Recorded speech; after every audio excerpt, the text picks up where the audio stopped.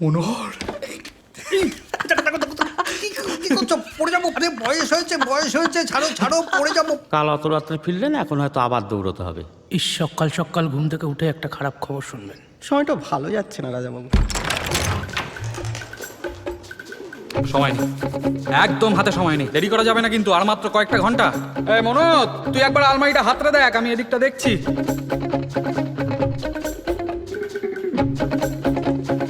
ও, তোমাদের কথা তো ভুলেই গেছিলাম। না না, আমাদের নিয়ে ভাববেন না, আমরা ওই জন্য আসিনি। এই যে তোমার এগুলো খুঁজে পেয়েছি, এ তো জন্মের ময়লা রে। ধুয়ে দিচ্ছি, রোদ আছে, শুকিয়ে যাবে। হ্যাঁ, ধুয়েই চলে আয়, মেলা কাজ পড়ে আছে এদিকে। হ্যাঁ, একেবারে মোগল আমল থেকে ধুলো জমছে গো। শ্রীনাথ, তোমার দোকানে টেবিল ক্লথ হবে? টেবিল ক্লথ না থাকে তো চাদর, ভালো বোম্বাই চাদর আছে? আগে তা আছে, কিন্তু ধার চাইছি আজকে রাত্রির মতন। আর সাহা, বেশ কিছু মাল চাই আজ। হ্যাঁ মাল? হ্যাঁ, মাল। আজকে? হ্যাঁ, আজকেই। কিন্তু এতদিন ধরে দিলে আজ কেন কিন্তু শুরু করলে বলো তো? আর পবন, সিগারেট চাই। হ্যাঁ, আর ভালো চুরুট হবে তোমার দোকানে। কে জানে, হয়তো চুরুট খায়। সে আনিয়ে দেওয়া যাবে, কিন্তু কে খান রাজাবাবু? বিপি হালদার, স্বপ্নছন্দা সাবানের মালিক। তিনি চুরুট খাবেন। খাক না খাক, আমাকে তো রাখতে হবে। জীবন মরণ সমস্যা, কোনো খুঁত রাখলে চলবে না। আচ্ছা, বাসনের কি করি বলো তো সাহা? তোমার দোকানে তো সবই রাখো, মানে টি সেট আছে, বোন চায়নার, বা কাঁটা চামচের সেট। হ্যাঁ তেরি, কালই গেলাম জলপাইগুড়ি, আগে থেকে যদি এসব জানতাম।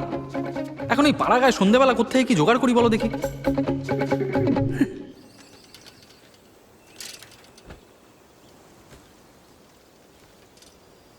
নঈম,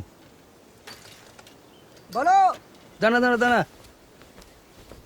বলছি কটা গোলাপ ফুল দিয়ে যান না। গোলাপ দিয়া তুমি কি করবা? গোলাপ জলে চান করবা? হ্যাঁ, তোর জন্য কি হবে দিবি কিনে সেটা বল। বড় বড় খান চারেক গোলাপ দিলেই হবে, আজ রাতেই লাগবে। আরে এ তো বাড়ি ফুল, পোদ্দার বেটার বেনাল। চারটে ম্যানেজ দিতে পারবি না? আচ্ছা ঠিক আছে, দেখছি, পারলে ফেরার পথে দিয়ে যাবো। কিন্তু ফিরতে যদি সন্ধ্যা হয়ে যায়, তাহলে কিন্তু এদিক দিয়ে আসছি না, কই দিলাম। ছটার আগে দিয়ে আসতে হবে। রাত 8টায় আসবে বলেছে, আমাকে তো খেতে বলতে হবে। আমার আছে কি যে খাওয়াবো বলো? কিন্তু কে খাবেন রাজাবাবু? আরে পবন, তোমার মাথায় কি কিছুতেই ঢুকবে না কথাটা?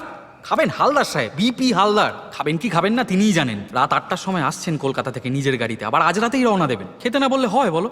ও আসবেন, আমরা তো না মানে ভেবেছিলাম- টেলিগ্রাম ছিল কি না, তারপর আপনি বললেন জীবন মরণ সমস্যা, তাই জীবন মরণ সমস্যা নয়, শুধু কি আমার, তোমাদেরও।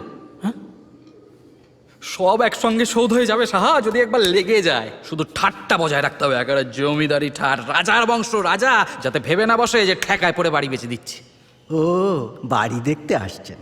যাক পবন, মাথা খুলেছে তোমার অবশেষে। বলো তাহলে আজকের দিনের জন্য তোমাদের পাশে পাবো কিনা? পাশে? হ্যাঁ সাহা, তুমি মেনুটা ঠিক করে ফেলো। হ্যাঁ বলুন। প্রথমে মাছের মাথা দিয়ে একটা কিরে ধুয়ে দিয়েছিস? হ্যাঁ। বাহ, শুকলো হয়, ভালো করে মেলে দিয়েছিস তো? হ্যাঁ, তোমার তো বাদ হবে না। শ্যামশাই, আপনার স্ত্রীটা একটু নেবো, আমাদের স্ত্রীটা খারাপ হয়ে গেছে। খারাপ হয়নি সাহা, বেঁচে খেয়েছি। কেন ওদের সামনে লুকোচ্ছিস মনোহর? আজকে রাতে মাংস কেনবার পয়সা কি বাধা দিয়ে আসবে সেইটা ভাব। আগে মাংস নিয়ে ভাববেন না। ভেজি দিনে গেলেই গুনতে হবে, একটু বেশি করে মেটে নেবেন। তোমরাও কিছু ভেবো না। হ্যাঁ, কোনো মতে সবাই মিলে এটা লাগিয়ে দাও, বুঝলে? তারপর সব শোধ হয়ে যাবে।